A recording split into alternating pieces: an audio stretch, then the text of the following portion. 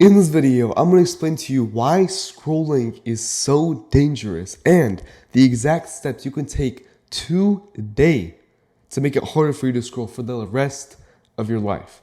And so, a little about me first. I'm Anthony, and I used to struggle massively with scrolling. I would genuinely scroll for 10, 12 hours a day, scroll until I was starving. Like, I wouldn't even eat or drink water, just scrolling the whole day. If I was able to stop scrolling, so can you. So, when you think about scrolling versus any other addiction or bad habit you can think of, what's the biggest difference? To me, the biggest difference that immediately pops up is that with those any other addictions or bad habits, they require setup. So, like, even let's say drinking alcohol, right? You have to get out the bottle or you have to go to the bar and buy alcohol and then you drink it, right? Meanwhile, what's the setup with scrolling? Like, let's say you want to scroll or you get an urge. All you have to do is whip out your phone and click on an app. It's 2 seconds of setup versus, let's say, a minute at minimum or maybe even 20 minutes at maximum.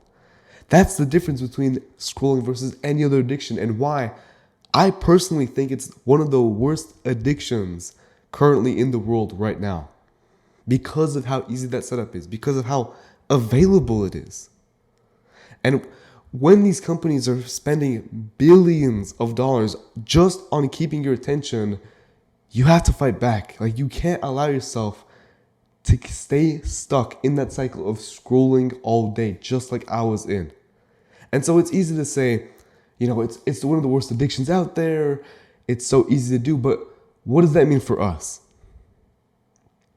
What we can do to counteract that and the exact steps you can take is to add friction to scrolling. Friction is exactly what it sounds like. It's just when two objects rub together and they don't like that, right? They want to keep sliding against each other. But what that means for us is that if you add more steps, more processes, more things you have to do in order to do something, that means it's harder to do.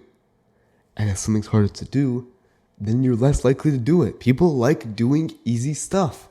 So let's say right now, all you have to do is click on Instagram and you can start scrolling on your phone. That's simple. That's what, 1, 2, 3 seconds, and that's it. Or you can add physical friction towards it. So for example, you could set your phone away from you. Like, genuinely, when you wake up, instead of having your phone right there, have it on the other end of your room so that you have to get out of bed to get to your phone. Or put your phone on airplane mode so it's like an active choice for you to access an app that requires the internet. It's small things like that, but even just adding a little click to something is more than enough, oftentimes, just with a reminder to yourself to not scroll. But I'm going to be real with you. Physical friction is great. It's amazing. It's what everybody talks about. And honestly, you already knew it. Like, you already knew that you need to add extra steps, make it harder for yourself to scroll. But to be honest, what really helped me wasn't physical friction. It was mental friction. Instead of having like a blocker or an extension on your phone that you can disable in 2 seconds, what honestly helped me was adding mental friction to scrolling. And the simplest way I can explain this is to have your reminder, your goals in your face at all times. Like, even today, when I woke up, I have a little note card sitting next to my computer. Just say, oh yeah, just go ahead, record a video, make this a good day. That's simple. But mental friction is so much more powerful because it relates to your goals. Like, physical friction is just annoying to deal with, right? That's why people implement it, and it's easy to implement. Mental friction requires the use of your brain. You actually have to think about what matters to you. Essentially, you're putting your goals against scrolling. It's scrolling versus your goals.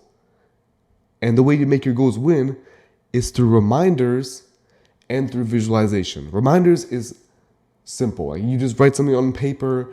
I like paper because it's just in your face more. But any kind of reminder you can get to yourself to remind yourself, do this or don't do X, use it. And visualization is super powerful. I was even talking with a client yesterday. And by the way, I do coaching. I do coaching for scrolling addiction. And if you want to get my personal help, link in the description. But I was talking with him, and he was talking about how, some days you wake up super motivated and other days you feel awful. And I told him, you can actually change your mental state. You can literally get more motivation just by doing a few things. And specifically, visualization. My favorite visualization is imagining myself 10 years in the future. I imagine this disciplined guy who's just on it. Like, people admire him just for the fact that he's such a hard worker. And he makes it look easy. That's the visualization I hold in my head. For you, it might be different. I can't tell you what specific visualization to do because everybody's different.